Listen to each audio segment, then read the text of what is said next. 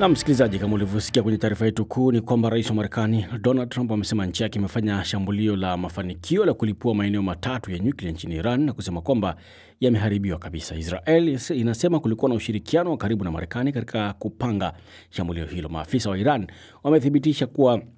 vifaa hivyo vililengwa, lakini wakakanusha kuwa nchi yake imepata pigo kubwa. Mashambulizi hayo yanaashiria ongezeko kubwa la vita vinavyoendelea kati ya Iran na Israel. Sasa kufahamu zaidi, hapo awali nimezungumza na Dr. Nicodemus Minde. Huyu ni mtaalamu wa masuala ya kimataifa ya uhusiano wa kidiplomasia. Sambamba naye ni Abdul Fattah Musa, mtangazaji wa Radio Iran ambaye pia ana makazi yake pale Tehran. Anaanza kukuelezea kile kinachojiri kwa sasa nchini humo. Kwanza ni kuhusiana na ndani ya hali ya Iran yenyewe kwa upande wa wananchi ambao wengi wao wamelipokea kwa ghadhabu na hasira kubwa shambulio kubwa la kijeshi lililofanywa na Marekani dhidi ya vituo vitatu vikuu vya nyuklia vya Iran, na wamelichukulia swala hilo kama ni ukiukaji wa wazi wa sheria za kimataifa na ukiukaji wa wazi wa mamlaka ya kujitawala ya Iran. Baada ya shambulio hilo, kwa upande wa vikosi vya ulinzi vya Iran kukabiliana na hatua hiyo, vilifanya mashambulio makali dhidi ya maeneo mbalimbali ya Israel. Na katika taarifa za karibuni kabisa zilizotolewa usiku wa kuamkia leo, yaani siku ya Jumatatu, ni kwamba milio mikali ya mashambulio na milio mikali ya mfumo wa anga wa Iran ya kukabiliana na mashambulio hayo imeshuhudiwa katika maeneo mbalimbali ya mashariki na kusini mwa mji mkuu wa Iran, Tehran. Kwanza kabisa tuambie Minde, Rais Trump alikuwa amesema kwamba apewe muda wa wiki 2 kuamua hatma ya Iran, lakini ghafla tumeona kwamba ameamuru kuharibu sehemu 3 za nyuklia. Unadhani walitarajia hili na inamaanisha nini kidiplomasia? Kusema kweli, ilikuwa ni jambo ambalo unaweza kusema lilikuwa litarajiwi, kwani Marekani ilikuwa imetoa kama wiki 2 za kufanya maamuzi, lakini tuliona mashambulizi ya kushtukizia ambayo lilifanywa. Nadhani ilikuwa ni swala la kimkakati ili wasije wakajulikana kwamba wanaenda kufanya shambulizi, lakini maana yake ni kwamba sasa tunaona mazungumzo ama yale majadiliano ya masuala ya nyuklia yatakuwa yamekwisha kabisa, kwani mazungumzo tuliona yalikuwa yafanyike, lakini naona sasa diplomasia itakuwa imewekwa kando. Minde, kwa upande wako unafikiri vitisho vya Marekani vina athari kiasi gani kwa utawala wa Iran? Bila shaka ukiangalia taifa la Marekani ambalo lina nguvu kwenye masuala ya kivita na kimbinu, itakuwa kusema kweli ni tishio, lakini tunaona taifa la Iran sio kwamba pia hawana nguvu, lakini pia ukiangalia kimkakati na inaitwa geostrategically ni swala ambalo litakuwa la kuangalia kwa ukaribu, kwani kimkakati Marekani wanamhitaji sana Israel katika ule ukanda wa Middle East, lakini tunaona kwamba ukiangalia hizi nchi mbili zimekuwa katika vita baridi kwa muda mrefu, na tunaona kwamba taifa la Israel lilikuwa linataka sana Marekani iingilie kati katika swala hili la vita baina ya Israel na Iran. Abdi, wa Iran walitarajia kutakuwa na mashambulizi kutoka Marekani? Kwa mujibu wa duru za kiusalama na za kijeshi za Iran, wa Iran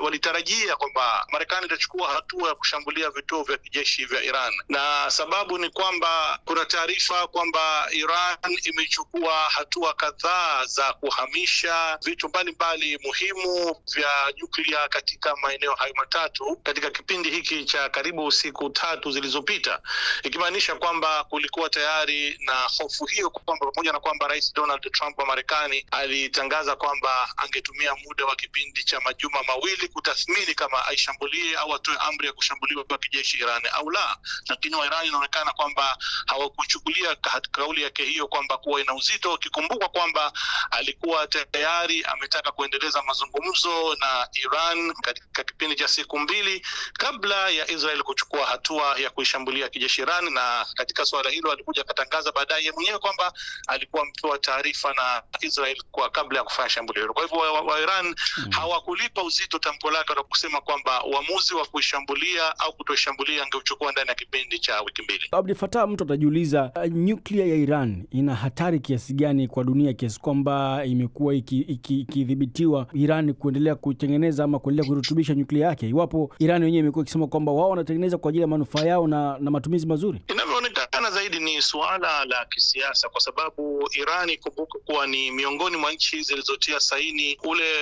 mkataba au makubaliano ya nyuklia yanayojulikana kwa kifupi kama NPT, na ni mwanachama wa shirika la Umoja wa Mataifa la nishati ya atomiki IAEA, na kwa muda mrefu shughuli za nyuklia za Irani zimekuwa zikisimamiwa na kukaguliwa na wataalamu wa shirika hilo. Wakati huo inajulikana kwamba hiyo ni haki ya kila nchi mwanachama kurutubisha madini ya urani kwa malengo ya amani, angalau kwa kiwango cha 3.5%. Na hilo ndilo jambo ambalo Iran inadai kwamba imekuwa ikilipigania muda wote, kwamba maadamu ni nchi mwanachama wa NPT itumie haki hiyo na si kufuata matakwa ya madola magharibi ambayo yanataka Iran isiwe kabisa na mpango wa nyuklia wa kurutubisha madini ya urani, na badala yake itegemee au iwe na utegemezi wa kuweza kunufaika na nishati ya nyuklia kwa malengo ya amani kwa kutegemea zaidi madola magharibi, ambapo inaamini kwamba ikiwa katika nafasi hiyo itakuwa mara zote inawekewa mashinikizo ya kisiasa juu ya masuala mbalimbali ili kuweza kufaidika na nishati hiyo. La msingi hasa ndilo hilo, ingawa nchi za magharibi zinasema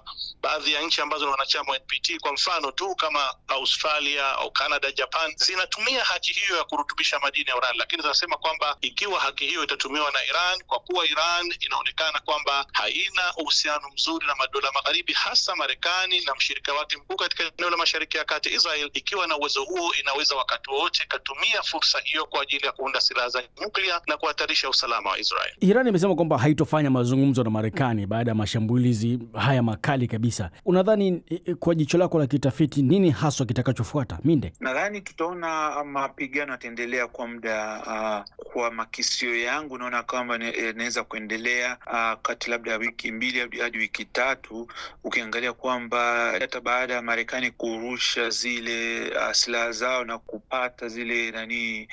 nuclear sites, tunaona kwamba Iran nao wamejibu mapigo na kutuma zile missiles zake kwenda Israel. Kwa hiyo mimi ninavyoona kutakuwa kuna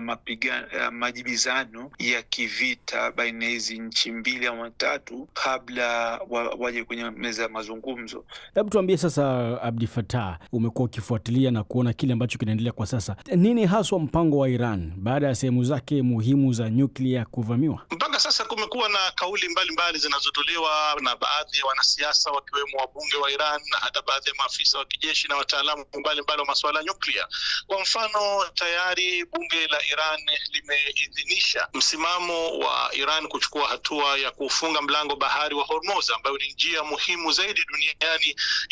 inayotumiwa na meli mbalimbali zinazosafirisha mafuta kutoka katika eneo mbalimbali ya dunia, hasa kuelekea katika ulimwengu wa magharibi. Huo uamuzi ni uamuzi ambao ili kuweza kutekelezwa kivitendo ni lazima uidhinishwe na Baraza la Usalama wa Taifa la Iran, na hilo ni jambo ambalo linasubiriwa kuona kwamba je, litachukuliwa hatua hiyo au la. Kumekuwa pia na kauli mbalimbali za mashinikizo ya kutaka serikali ya Iran ichukue hatua ya kujitoa katika mkataba wa NPT, na kwa kufanya hivyo ni kwamba Iran itaweza sasa kuendesha shughuli zake za nyuklia kwa kificho na kutokuwa tena chini ya uangalizi na usimamizi wa shirika la IAEA. Lakini inavyoonekana huenda uamuzi huo kuchukuliwa kivitendo utachukua muda, na sisi halitakuwa ni suala la kukurupuka.